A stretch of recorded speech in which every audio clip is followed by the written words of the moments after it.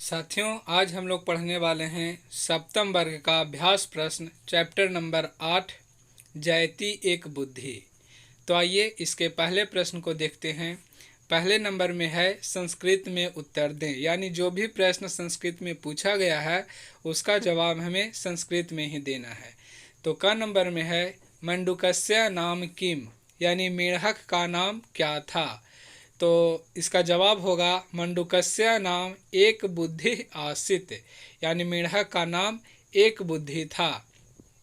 ख नंबर में है तत् किमत्र करणीयम पलायनम अथवा अवस्थानम एतत् कः उक्तवान। इसका हिंदी समझें कि तो क्या करना चाहिए, पलायन करना चाहिए या यहीं बसना चाहिए, यहीं रहना चाहिए। एतत् कः उक्तवान, ऐसा किसने कहा, यह जो शब्द है किसने कहा था। तो इसका जवाब होगा तत् किमत्र करणीयम पलायनम अथवा अवस्थानम एतत् मंडूकः उक्तवान। इस शब्द को मेढक ने कहा था। ग नंबर में है मंडूकः रात्रौ एव कुत्र गतः, यानी मेढक रात में ही कहाँ गया। जवाब होगा मंडूकः रात्रौ एव अन्यम जलाशयम गतः, यानी मेढक रात्रि में ही दूसरे तालाब में, दूसरे जलाशय में चला गया। घ नंबर है सतबुद्धि सहस्त्र बुद्धिश्च कुत्र पतितौ धृतौ च, यानी सतबुद्धि और सहस्त्र बुद्धि वाला कहाँ फंसे और पकड़े गए। तो इसका जवाब होगा सतबुद्धि सहस्त्र बुद्धिश्च धीवरा नाम जाले पतितौ धृतौ च, यानी सतबुद्धि और सहस्त्र बुद्धि वाला मछुआरे के जाल में फंसे और पकड़े गए। अब अंग नंबर है त्रिषु मित्रेषु कस्य बुद्धि सर्वोत्तमा, सतबुद्धि सहस्त्र बुद्धि या एक बुद्धि। कहने का मतलब तीनों मित्रों में किसकी बुद्धि सर्वोत्तम थी, सबसे अच्छी थी, सतबुद्धि की, सहस्त्र बुद्धि की या फिर एक बुद्धि वाले की। तो यहाँ जवाब दिया है त्रिषु मित्रेषु एक बुद्धि बुद्धि सर्वोत्तमा, यानी तीनों मित्रों में एक बुद्धि वाले की बुद्धि सर्वोत्तम थी। एक बुद्धि वाले की जो बुद्धि थी वो सबसे उत्तम थी, क्योंकि एक बुद्धि होने के बावजूद भी यह मछुआरों से बच जाता है, और वो दोनों सत बुद्धि 100 बुद्धि और 1000 बुद्धि होने के बाद भी वे जाल में फंस जाते हैं। For more videos, subscribe my YouTube channel Harsh Narayan Pandey. अब क्वेश्चन नंबर 2 में है निम्नलिखित शब्द रूपों के मूल शब्द, लिंग और विभक्ति लिखें। यहाँ जो भी शब्द दिया गया है उसका मूल शब्द लिखना है, उसके लिंग को लिखना है और किस विभक्ति का है ये विभक्ति भी लिखना है। तो देखते हैं क नंबर में है रात्रौ। रात्रौ का मूल शब्द होगा रात्रि, यह स्त्रीलिंग है और सप्तमी विभक्ति का है, यहाँ वचन लिखने की आवश्यकता नहीं है। ख नंबर त्रयः, इसका मूल शब्द होता है त्रि, यह पुल्लिंग शब्द का है और प्रथमा विभक्ति का। ग नंबर भार्यया, इसका मूल शब्द होता है वो होता है भार्या, स्त्रीलिंग है ये और तृतीया विभक्ति का है। भार्या मीन्स पत्नी होता है। और घ नंबर जलाशयम, जलाशयम का मूल शब्द होता है जलाशय, यह पुल्लिंग शब्द का है और द्वितीया विभक्ति का है। अंग नंबर है तेसु, तेसु है जो तत् का पुल्लिंग शब्द और सप्तमी विभक्ति का है। अब बढ़ते हैं क्वेश्चन नंबर 3 की ओर। यहाँ कह रहा है संधि करें, पहले से विच्छेद किया गया है, इसे हमें संधि करना है यानी जोड़ना है। तो देखते हैं तदा जोड़ अहम बराबर हो जाएगा तदाहम, धीवर जोड़ उक्तम बराबर हो जाएगा धीवरोक्तम, एक बुद्धि जोड़ नाम इसका हो जाएगा एक बुद्धिर्नाम, सहस्त्र बुद्धि जोड़ च तो इसका हो जाएगा सहस्त्र बुद्धिश्च, और है आगे सु जोड़ अल्पम बराबर स्वल्पम। इस प्रकार से 3। अब आते हैं क्वेश्चन नंबर 4 की ओर। यहाँ कह रहा है संधि विच्छेद करें। अभी हम लोगों ने संधि किया, अब यहाँ विच्छेद करने को कह रहा है। यहाँ है परस्परम, इसको जब तोड़ेंगे यानी विच्छेद करेंगे तो होगा परह जोड़ परम। मंडूको अवदत, इसका हो जाएगा मंडूकः जोड़ अवदत। एतदस्माकम, इसका हो जाएगा एतत् जोड़ अस्माकम। उचित मुक्तम, इसका हो जाएगा उचितम जोड़ उक्तम। और लास्ट है तदाहम, इसका संधि विच्छेद होगा तत् जोड़ अहम तदाहम।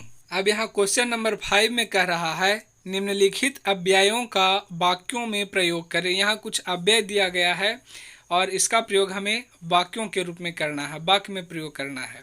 तो देखते हैं, एवा, एवा का मतलब होता है ही। अब इससे हमको वाक्य बनाना है जिसमें एवा युक्त होना चाहिए। तो बनाए हैं, विद्या एव सर्वोत्तमम धनम भवति, यानी विद्या ही सर्वोत्तम सबसे उत्तम धन होता है। आगे है इदानिम, इदानिम का मतलब होता है इस समय, और कहीं कहीं पर आजकल के रूप में भी प्रयोग किया जाता है। तो यहाँ इससे वाक्य बना है, इदानिम वर्षा ऋतु अस्ति, यानी इस समय बरसात का मौसम है, वर्षा का ऋतु है।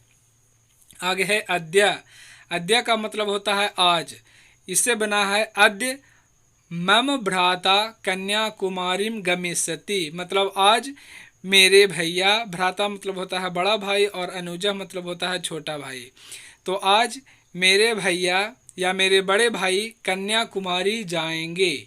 आगे है सह, सह का मतलब होता है साथ, इससे बना है त्वम मया सह कथम न पठसे, मतलब तुम, मया सह का मतलब मेरे साथ क्यों नहीं पढ़ते हो।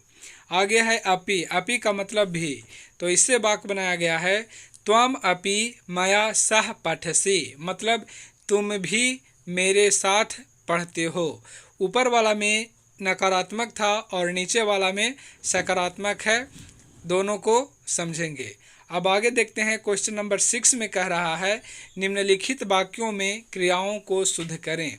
तो साथियों मैं पहले बता दूं, यहाँ जो अशुद्ध है लेफ्ट साइड में हाईलाइट किया गया है, और उसी के जगह पर जो शुद्ध रूप होगा उसे मैंने राइट साइड में लिखा है और हाईलाइट किया है। तो सीधे यहाँ जो गलत है उसको हटा करके डायरेक्ट आंसर को मैं बोलता चलता हूँ और उसका अर्थ समझाता हूँ।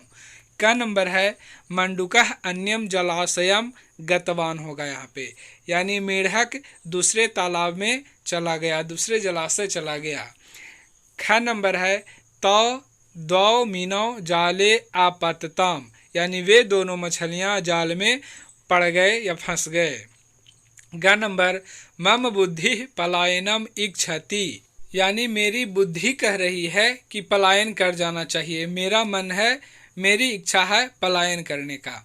घ नंबर है, एतत् अस्माकं जन्म स्थानम अस्ति, यह हमारा जन्म स्थान है। और अंग नंबर होगा, त्वम अत्र कथम वससि, यहाँ बससी का प्रयोग होगा, बसती का प्रयोग सह के साथ होता है लेकिन त्वम के साथ सी का ही प्रयोग होता है, इसलिए इसका हिंदी हो जाएगा, तुम यहाँ कैसे रहते हो, इस प्रकार से।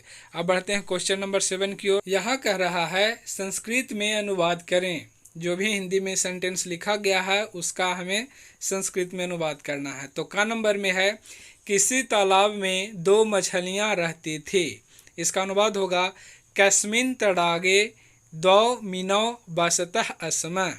ख नंबर है, उन दोनों का एक बुद्धि नामक एक मित्र था, यानी उन दोनों का एक बुद्धि नामक एक मित्र था, तो इसका होगा, तयोः, मतलब उन दोनों का एक बुद्धिर नामः एकम मित्रम आसित। मित्रम आसित अलग भी लिख सकते हैं, या तो जब दोनों को संधि कर देंगे तो मित्रम आसित हो जाएगा, इस प्रकार से बना सकते हैं। और ग नंबर है, जन्म स्थान को छोड़कर हमें दूसरी जगह नहीं जाना चाहिए, इसका अनुवाद होगा, जन्म स्थानम विहाय अस्मान नान्यत्र गंतव्यम।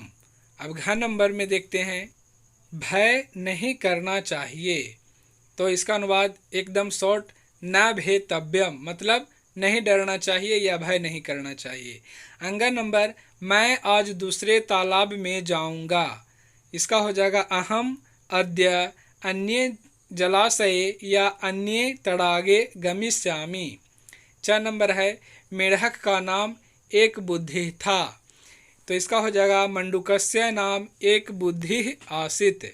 और 6 नंबर है, अपने बुद्धि बल से वह बच गया, तो इसका अनुवाद हो जाएगा, सह स्वबुद्धि बलेन रक्षितः, या इसको ऐसे ही बना सकते हैं, स्वबुद्धि बलेन सह रक्षितः, दोनों तरफ से बना सकते हैं, कोई दिक्कत नहीं है। तो इस प्रकार से आपका यह चैप्टर भी संपन्न हुआ। बाकी के वीडियोज़ को देखने के लिए चैनल पे बने रहें। So wish you all the best. Thank you. That's all.